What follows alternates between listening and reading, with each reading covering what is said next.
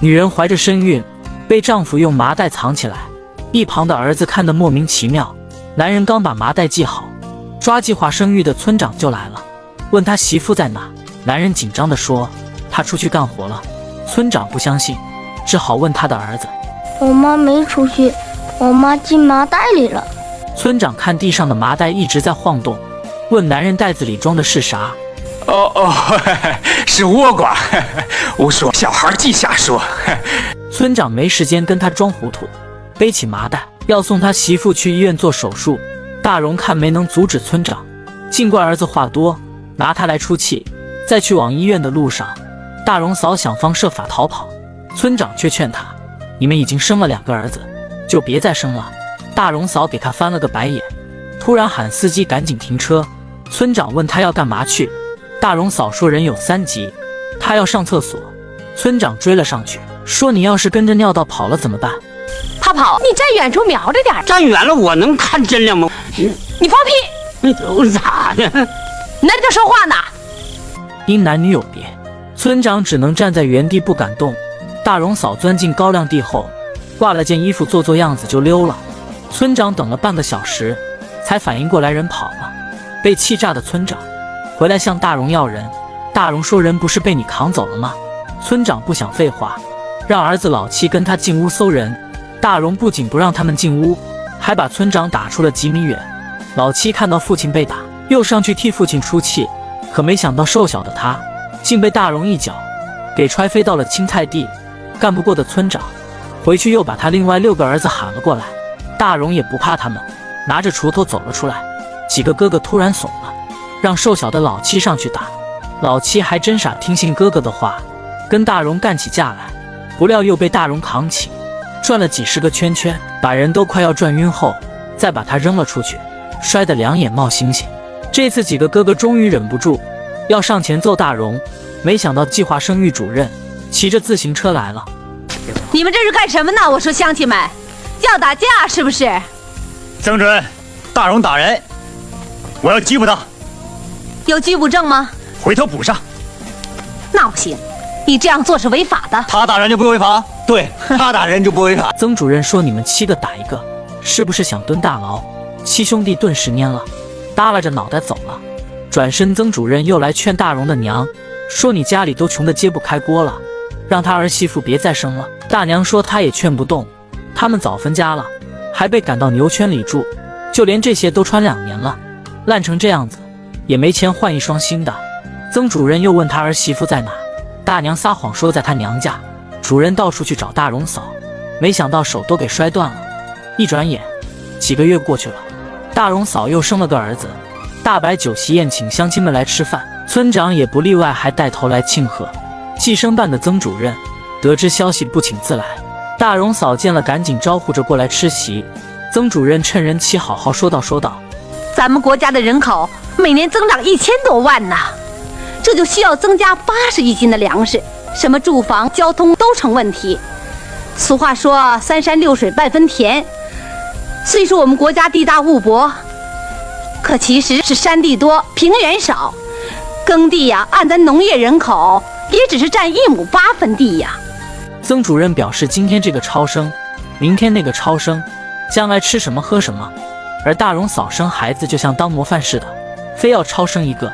曾主任训斥完后说，这杯酒你们谁爱喝谁喝。乡亲们听了纷纷放下筷子走了。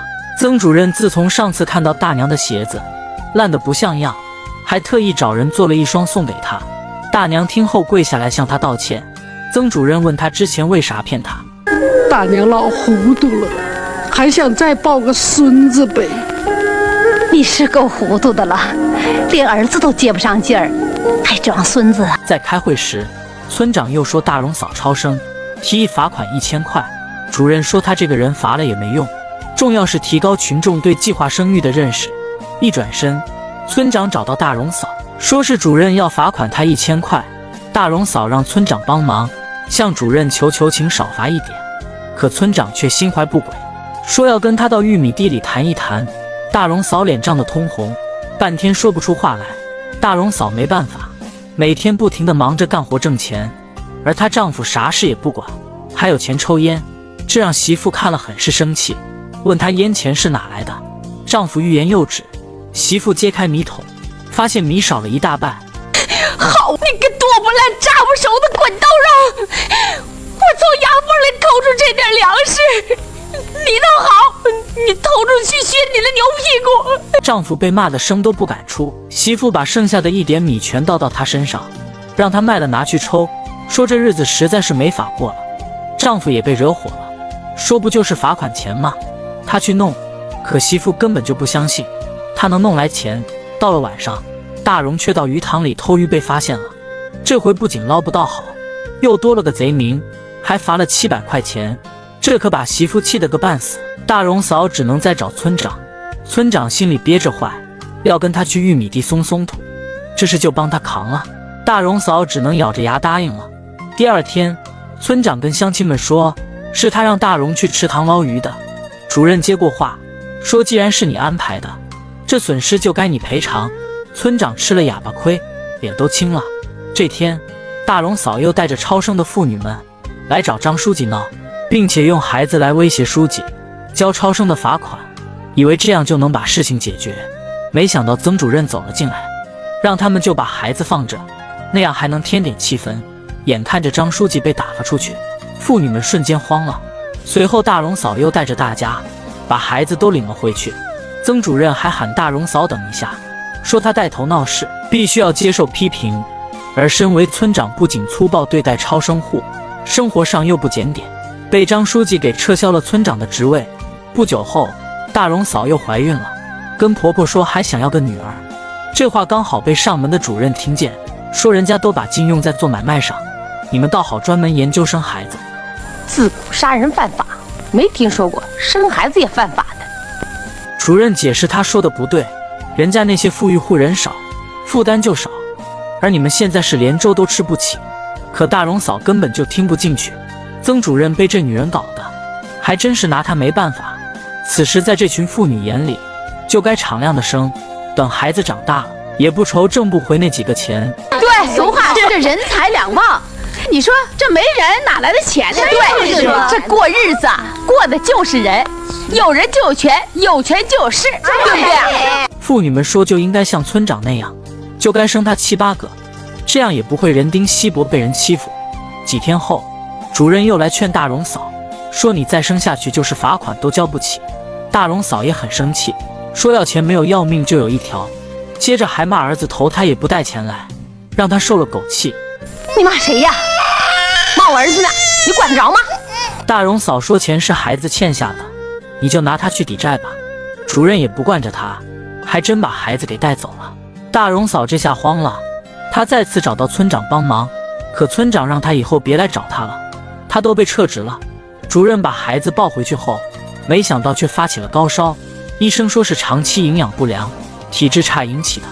主任叹了口气，给大荣嫂送了些钱过来，让他们买粮食。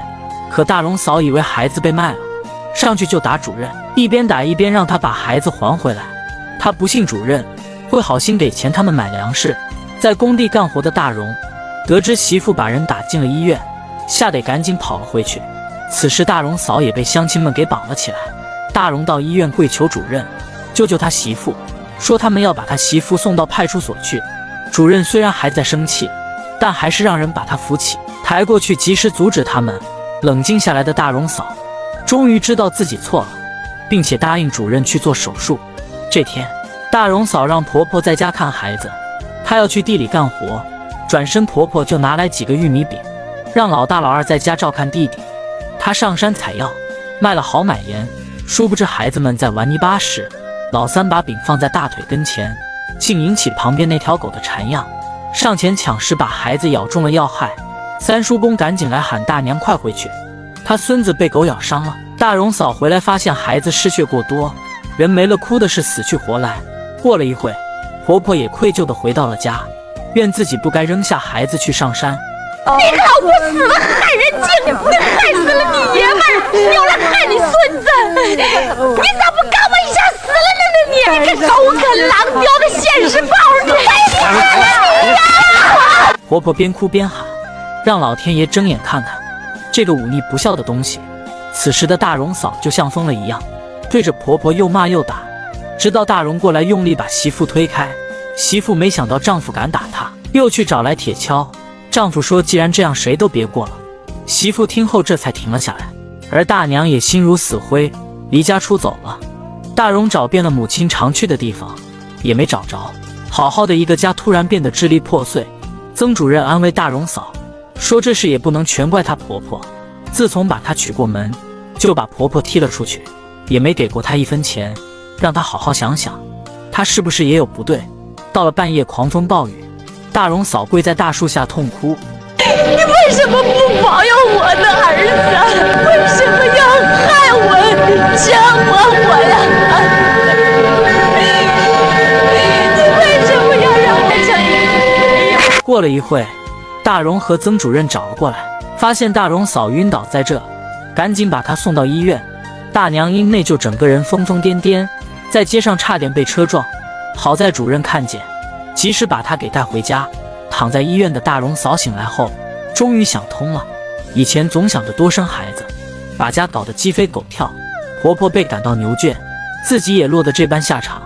主任把大娘带到了医院，大荣媳妇见状，赶紧跑来向她认错。你打我吧，骂我吧，我这样心里好受一点儿吧。大娘把儿媳妇扶起来，劝她别哭了，她也有错。经过此事，儿媳妇没再让婆婆住牛圈，而是一家人开开心心的生活到一起。另一边的村长，儿子老七找了个女朋友要结婚，可村长给他那些哥哥们娶媳妇，把所有积蓄都掏空了。本来想喊来几个大哥一人凑点，可没想到哥哥们都说自己没钱，就是有也被媳妇管着拿不出来。这可把老头气得不行，把他那些儿子全给轰了出去。拿不到钱的老七让父亲把家里的那头驴卖了，父亲说要钱没有，要命就有一条。随后拿起一瓶老白开干了起来。